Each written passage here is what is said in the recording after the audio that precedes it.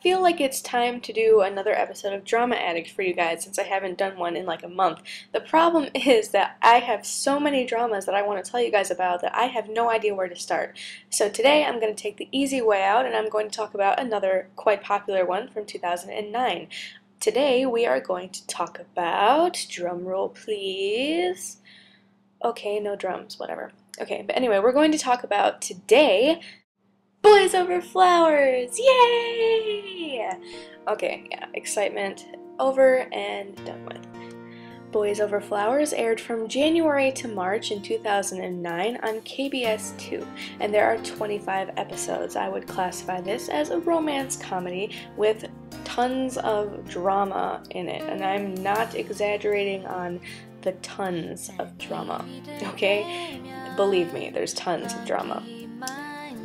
Now, in case you aren't aware, Boys Over Flowers is a Korean version of a drama that's been done about 2 or 3 times before. There is a Japanese version called Hana Yori Dango, which I've watched recently, and I find it quite good. There is also Meteor Garden and a Chinese name that I am going to screw up if I try saying it because I don't speak Chinese. I have yet to see the Chinese versions because I'm a little bit hesitant to watch the same plotline again, no other reason. Now let's get on to a little bit of a simple plot for the show. Jandi is an average girl whose family owns a dry cleaning store located near the luxurious and well-known Shinhwa College.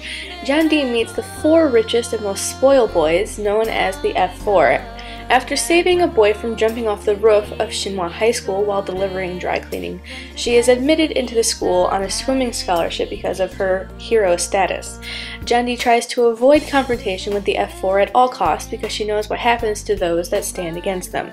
However, when Jandi's friend, Oh Min-ji, accidentally gets ice cream on the leader of the F4's shoes, she's forced to declare war on the leader of F4, whose name is Junpyo.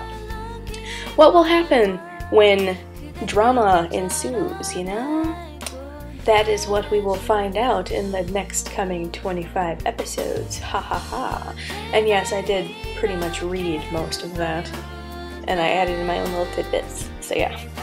So the main character of this show is most definitely Geum Jandi, played by Hyesun. So I'm actually a really big fan of Hyesun. So this was a pretty good thing for me. A lot of people found that she was annoying, like she didn't show enough emotion, but I thought she was decent. Like, the Japanese version showed more emotion, but I thought Hyesun did a quite good job for this role. But anyway, Jandi is a very headstrong girl who comes from a poor upbringing. She has a mother, father, and a younger brother. It sounded funny, I said mother, father. Okay, anyway, yes, so she gets into Shinhwa school and she doesn't really want to draw much attention to herself. She just kind of wants to go and get it over with. She doesn't like school. She doesn't agree with the F4 and then the popular girls who are so funny. I'm gonna have to do a little tiny bit on them at some point.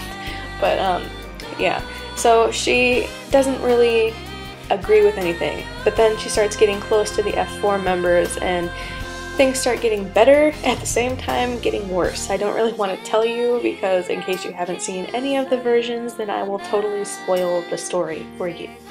So, moving on. Now we have the F4 boys. Oh, how I love the F4 in the Korean version. Oh my goodness. They're just so amazing in so many different ways. I can't even begin start spazzing about them, but I will try. I will try spazzing for them all. We shall start with the head honcho, Junpyo. Junpyo is played by Minho, who is actually one of the actors that I absolutely adore. I would watch anything with him in it just because he's in it, no matter what the plotline is. So, Junpyo is a total jerk. He is the head honcho of the F4 and he controls everything, like giving out the little red notices that make high school a living hell for everyone who gets them. He develops feelings for Jandi after she pretty much stands up to him. I think she kicks him in the face. I think she kicks him in the face. And then that's when everything gets super interesting. Next, we have the ever so lovable Jihoo. Jihoo, or Sunbae, as you will get to know him since Jandi almost never calls him by his actual name, is played by Hyunjoong of SS501. He is Jandi's first love because while Junpyo is busy trying to make her life hell, he is always there to protect her, being her personal firefighter to help extinguish all of the fires in her life that give her danger.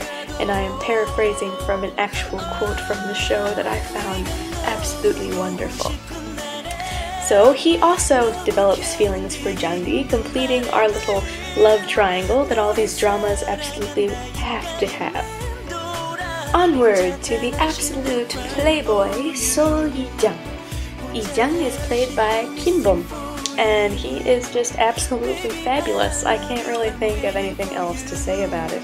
He is a wonderful potter, or what is this, sculptor? He makes pots with his hands. For some reason, the name of what it is completely losing me right now. Anyway, he does that, he's artistic, and he, goodness gracious. Why can't I think of anything to say? He's one of my favorite characters. And he's a total playboy. He goes out and drinks and stuff, and he's got his own hidden mystery to go along with him, and Jandi's friend takes a very good liking to him.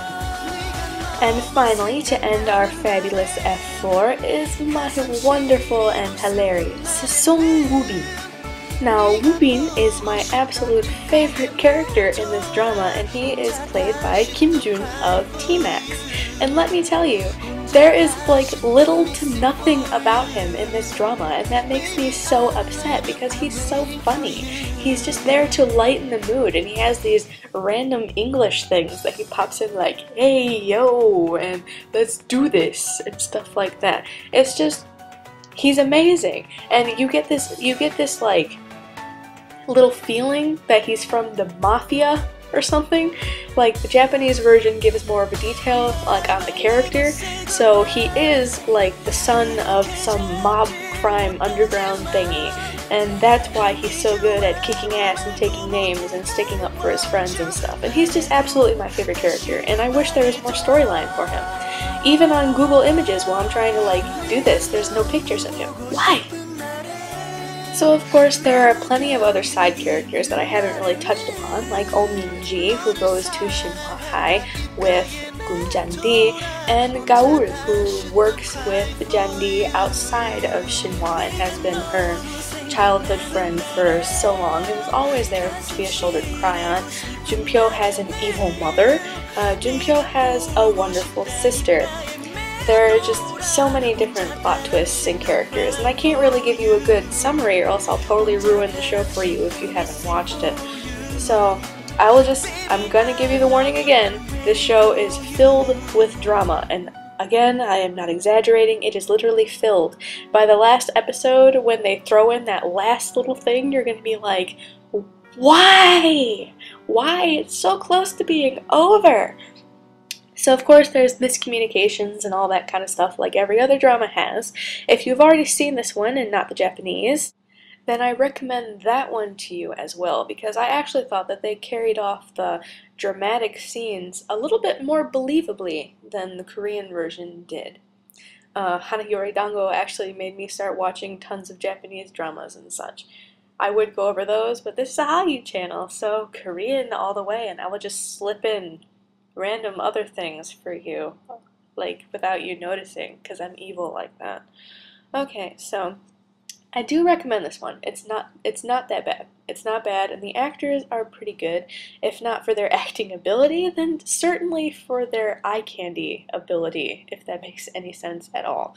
All in all, I give this a 6 out of 10. It's a good watch, but it's not the best drama ever, you know? Now I'm going to end with a little tidbit, because by the end of the show, you are going to hate the song, I swear, or it's going to make you start singing just randomly whenever you hear it. Almost paradise, 아침보다 더 눈부신 날 향한 너의 사랑이 온 세상 다 가진 듯해.